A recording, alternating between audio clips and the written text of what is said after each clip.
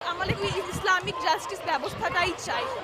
আমরা যারা শিক্ষার্থীরা আছি, আমরা যারা মহিলা কর্মজীবী যারা আছে, তারা হচ্ছে ঘরের বাইরে নিরাপদে বের হতে পারছে না, তাদেরকে সবসময় ভয়ের মধ্যে থাকতে হয়।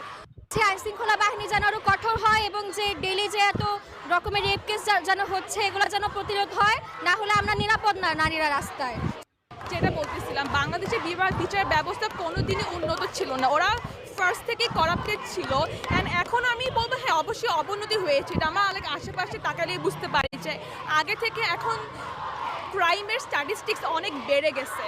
আর আমাদের হচ্ছে যে এইটা জাস্টিস সিস্টেম, এটা আগেও করাপ্টেড ছিল, এখনও স্টিল করাপ্টেড আছে।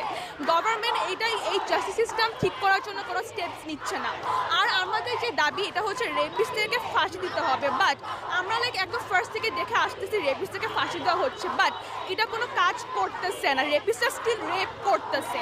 তো আমি যেটা বলবো, দোজ ম্যান হু